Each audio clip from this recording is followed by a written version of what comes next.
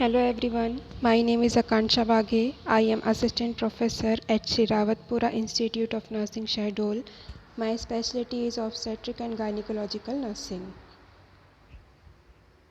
Today I am dealing with the topic of newer modalities of pregnancy, invasive and non-invasive methods.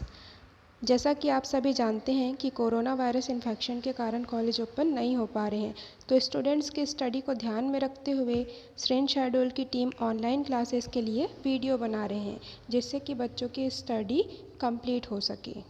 So welcome to our online classes. Today we will discuss about these topics. Firstly, introduction. Second, definition. Third one is enlisting or types of non-invasive method. Fourth one is enlisting or types of invasive methods. Then introduction. First point is many changes occur in woman's body during pregnancy. These changes, although most apparent in the reproductive organs, involve other body system as well. It means pregnancy के दौरान women की body में बहुत सारे changes होते हैं और reproductive organ में ये चेंजेस क्लियरली रूप से हमें देखने के लिए मिलते हैं. इसके साथ ही वुमेन की बॉडी में रिप्रोडक्टिव ऑर्गन के अलावा अदर बॉडी सिस्टम में भी चेंजेस पाए जाते हैं. जैसे कि आप सभी को पता होगा कि प्रेगनेंसी के दौरान जनरली किसी भी प्रेग्नेंट वुमेन को नोज़िया एंड वॉमिटिंग की कंडीशन से सफ़र करना पड़ता है और ये चेंजेस मोस्टली जो होते हैं वो हार्मोनल चेंजेस की वजह से पाए जाते हैं. Second one is weeks may pass before the family realize she has become pregnant or she may learn upon a visit to a doctor for other reason. It means family के members को women की pregnancy का पता 1 week के बीत जाने के बाद लगता है, जब कोई वुमेन किसी और रीज़न से डॉक्टर के पास विजिट करने के लिए जाती है. तो ये क्या कंडीशन होती है कि mother as well as their developing foetus दोनों के लिए जो कंडीशन है ये नॉट गुड, अच्छी नहीं होती है. इससे क्या हो सकता है, उसकी प्रेगनेंसी को लेकर के और मदर की हेल्थ स्टेटस को लेकर के बहुत सारे other conditions, problematic problems arise हो सकते हैं. Third one is confirmation her pregnancy is most important for the health and welfare of herself and the baby. In this lesson, we will cover the test used to determine pregnancy. It means women की pregnancy का conformation women के self के लिए और उसके बच्चे की health और वेलफेयर के लिए बहुत ज़्यादा इम्पॉर्टेंट होता है. इस लेसन में हम प्रेगनेंसी को डिटरमाइन करने के लिए जितने भी एग्जामिनेशंस होते हैं, मेथड्स होते हैं, उन सभी का यूज़ करते हैं. Then definition of non-invasive method. A medical procedure is defined as non-invasive when no break in the skin is created and there is no contact with the mucosa or skin break or internal body cavity beyond a natural or artificial body orifice.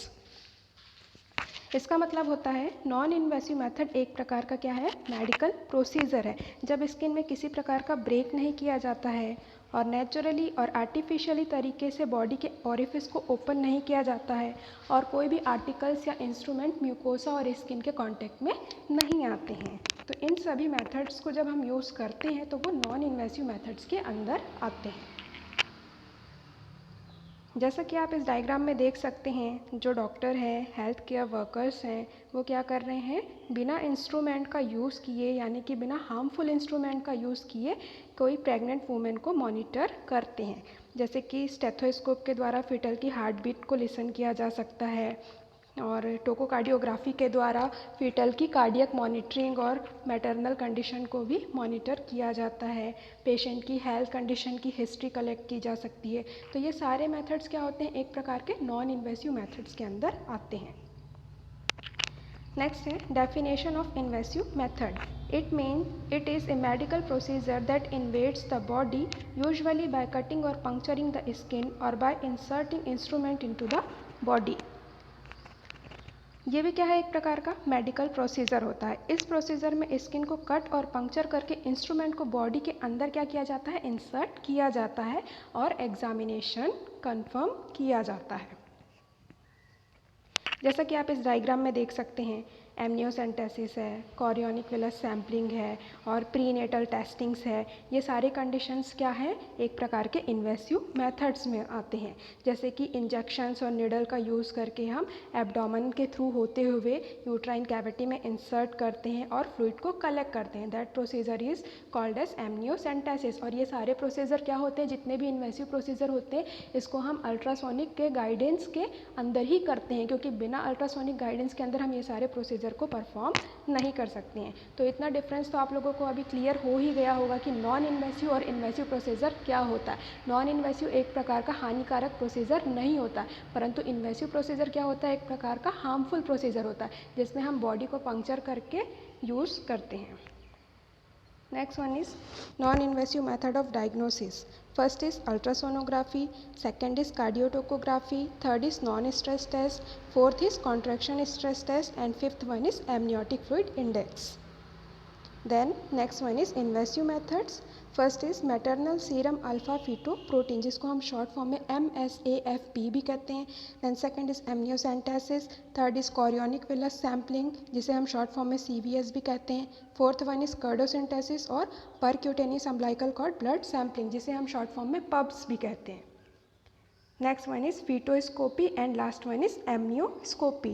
तो ये सारे methods जो हैं invasive और non invasive procedure के, ये हम next video में डिस्कस करेंगे कि एक्चुअली इन प्रोसीजर्स में होता क्या है, क्या इनकी डिटेल्स है, क्या पर्पस है, क्या प्रोसीजर्स है। So I hope you understand my video. Thank you.